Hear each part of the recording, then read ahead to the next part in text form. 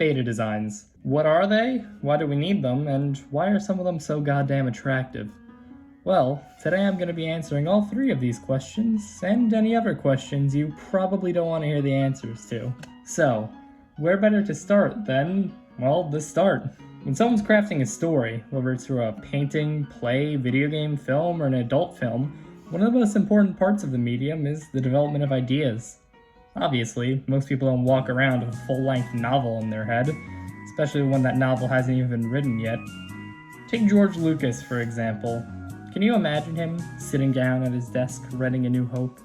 He just finished writing the first chapter of the legendary Luke Skywalker story, and in the midst of describing a centuries-long civilization which constantly fights against hidden darkness through the power of a cosmic force, he puts down his pencil and says, "Wow, I can't wait to finish this part so I could write about Jar Jar Binks." People don't just work like that. So when Walt Disney popped into the animation scene during the early 90s, and the concept of animation frames, which was the idea to sketch out basic art before rendering a scene, became common knowledge, it's actually quite common even in live-action movies, whether they're mostly acted out by individuals walking around the forest, or it's one of those types where actors scream and flail around like ketamine addicts in a giant green box. Regardless, concept art is important for editors to craft the proper backgrounds. But why talk about concept art? Well, it has both everything and nothing to do with beta designs at the same time. On one hand, concept art maps out settings, while beta designs are more focused on individual character designs. That's why we see so many unfinished video game models, but not many for other mediums. Yet, the two are similar in that they serve the same basic point: to map out a design before it's implemented. So now that we got the boring stuff out of the way, let's take a look at some examples. Specifically, Sonic. Regardless of where you live in the world, I am sure you've heard of Sonic. After all, they've been around since the late 1900s and have garnered quite a reputation in that time for their speed. And even though Sonic isn't my favorite fast food chain, there is a lot to be said about any restaurant that is as large as it became. Oh, that joke sounded a lot better in my head. Sonic the Hedgehog changed a lot over the years. Whether it's during the transition from 2D to 3D game design, the lessening of graphical limitations, or even turning into a TV show, his design constantly changed and evolved. But did you know that Sonic's original design wasn't even made by Sega? In the early 90s, Sega was just an up-and-coming competitor with Nintendo that had no real mascot or any sway in the market. They desperately needed a breakout game in order to compete in any real capacity, and for that they needed a breakout design. So instead of actually doing any real work and trying to design a character, they put out an open invitation to fans and the random public alike to try and submit designs for a character that would be used in their next game. Of course, there were plenty of submissions that ranged wildly in their artistic abilities. Many of the designs were actually quite nice, and Sega had a lot to choose from. Just as an aside, the original design for Dr. Robotnik actually came from this fan submission. The idea was originally to use him as the main character, but they decided to put him in the role of antagonist and just recycled his old design from the concepts. But back to Sonic. There were plenty of great designs to choose from. And after a few months of deliberation, Sega decided to go with none other than Bunny the Rabbit. The problem was, the game designers thought that it would be too complex to have a rabbit character, as they originally wanted him to be able to use his ears to pick up and throw certain items, so they threw him out and just said, that'll work, I guess. Obviously, Sonic's design would change from the drawing board to a pixelated form, but even before that, you could see there were some smaller changes that needed to be made. For example, they lengthened Sonic's tail. And yes, he has a tail, so do with that what you will, furries. They also gave him less spines and slightly altered the design of his shoes. Considering that the original design was just made by some random fan with good artistic capabilities, it was actually quite impressive that they didn't change the design all that much. So, I have to say, they did a good job.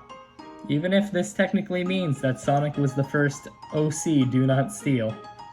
Now, as long as we're talking about Sonic, I do have to mention the movie. Now, I'm not going to go into this too long because I know the subject has been beaten to death over the years, but I still have to mention the Sonic redesign. Now, the original wasn't exactly a beta per se, because it was intended to be the final design, but you could clearly see that the final did take the base of the first in some ways. The character's model, the way they run, the positioning, it's identical. It's just the finer details, such as not looking terrible, have been changed. So now that we've seen examples of a good design change, unoffensive design change, we really only have one type left. Even though this design is clearly faked, it still scares me to this day. Moving right along, I'm gonna introduce you to one of my favorite pastimes. Talking about Pokemon too much. Now, as much as I don't show it, I really love Pokemon. And although I am trying to shoehorn it in some ways, it's not completely forced because there are plenty of beta designs for Pokemon that have surfaced over the years. Granted, it's quite far from common for any design to be leaked, but with almost 1,000 plus Pokemon and even more concept art for potential Pokemon out there, quite a few interesting ones have slipped through the cracks. If you're an older Pokemon fan, you might remember hearing about Gorochu, a secret Raichu evolution that only a few players could get. Obviously, this was nothing more than a rumor, like the idea that you could find Mew under a truck, but just like that Mew, it was actually somewhat grounded in reality. This right here is the concept art for Gorochu. Obviously, it would need to be transformed into a pixelated form to fit the style of Pokemon Yellow, but this art would most likely have been the baseline for the Pokemon before it was cut from the game. If you didn't catch that last point, Gorochu was cut, meaning it was intended to be in a game at a certain point, but due to supposed balancing issues with the game's power scaling, they cut it for some reason. Although those are just rumors, so I would take it with a grain of salt. If you were wondering what a beta design might have looked in its game form, take a look at none other than God itself. And by that I mean the Pokemon god, Arceus, who created the world with its thousands of hands despite only having legs. And originally it looked like this. This is the face of God, and there is nothing you can do to change that. Okay, I'll admit that it's not the worst design, but I mean, calling it a design is a bit of a stretch. It looks like someone spilled milk on a black background and threw some googly eyes on it for good measure. The one thing that it has going for it is the fan art, which I will admit looks very cool. At least more cool than a weird deer that got stuck in a fancy fence. That was kind of disappointing, so how about we take a look at something a little darker? Something quite a bit more interesting than any mere god. I'm referring to the Pokemon which can rival the power of Palkia, the ruler of space, and Dialga, the ruler of time, combined. The one Pokemon which can stand toe-to-toe with God and survive. The one Pokemon which was so powerful, it had to be banished to a dimension of its own creation so that it would not destroy reality itself. I'm talking about the embodiment of antimatter, the fallen angel, the Satan of Pokemon, the all-powerful Giratina. And its original design looks like a squid had a one-night stand with an Arcanine. This isn't a joke. This thing was the original design for Giratina. Just imagine for a second that you spend hours catching the embodiments of human wisdom, willpower, and emotion to summon something that looks like it could choke itself to death by drinking water. Now, I don't want to talk about Pokemon all day, lest I turn into one of those YouTubers, so I'm just gonna speed run through some more examples. Now, Gible is the leftmost Pokemon in the image, with Gabite being in the middle and Garchomp being the thickest. The uppermost three were the beta designs, whereas the bottom terrorized countless children through Cynthia's team. Beta Gible is actually better in my opinion, even though I like them both. It's something about the way the final Gible has its weird hand sticking out that reminds me of a child trying to latch onto my leg, and that terrifies me. The middle forms are both alright. I wouldn't call either outstanding, but with some polish I would say Beta Gabite is right around equal with its younger cousin.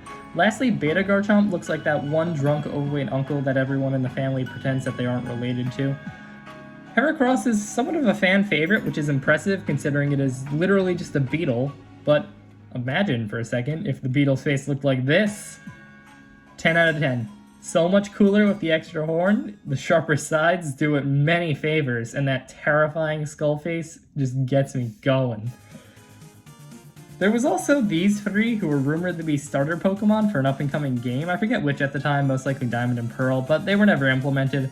The jury's still out on whether they were scrap designs by Game Freak themselves or fan designs that were just a clever hoax. People still tend to believe that Game Freak themselves created the designs in at least some respect, but the theories of why they were created vary widely. Some people, for example, still believe that the first two designs may have been considered as starter evolutions to Lapras, like how Elekid and Magby were introduced as pre-evolutions to Electrike and Magmar in Gold and Silver. Let's round off this list with another ancient god, Groudon. It's supposedly the embodiment of the Earth itself, and its footsteps are said to cause earthquakes and volcanic eruptions around the globe. Its menacing lizard-like body was always the basis for its design, with one slight change. It had no jaw. I'm not kidding, the original design was more or less completely identical to the final, except for the fact that it has a smaller chin than Leafy. Yes, I just went there. Now this video is running very long for something I thought would be quite short, so I'm gonna just go through this next section a bit quickly. I think I've talked about Pokemon more than enough, so I'm just gonna transition this last segment of the video to the topic which initially got me interested in beta designs, the Owl House. Now, if you don't know this cartoon, I believe it's currently running on Cartoon Network, and it is supposedly pretty good. I haven't seen it myself, although I've seen quite a lot about it on Instagram, specifically shippers, because God knows they're in every fandom, but specifically with Luminity. Two of the main characters, Luz and Amity, are heavily implied to be gay, specifically towards each other in the show, and I gotta say, regardless of what your opinion is, I am down for it. Like, goddamn, this is the most wholesome relationship I've ever seen, and if the fan art is even like half of what it's going to be in the show, I am honestly going to start watching it. But that aside, a lot of art has been going around in the Owl House community of the beta designs for Luz, Amity, and another character, Willow. Apparently the creator of the show herself had these designs as the initial inspiration for the characters, and I can't find the specifics. Now, what you're seeing on the screen now, I believe are all recreation by fans from what they've seen, but there's just so much fan art of these characters that I, for the life of me, can't find the original tweet that had them, but you get the idea. They're basically the secret fourth type. You have the cool beta designs, the unoffensive beta designs which are better. This is a subgenre of what I would like to call the beta designs, which are just the final characters but slightly edgier, or in this case, a lot edgier. But regardless, that's my take on beta designs, and I just think they're underappreciated. So, yeah.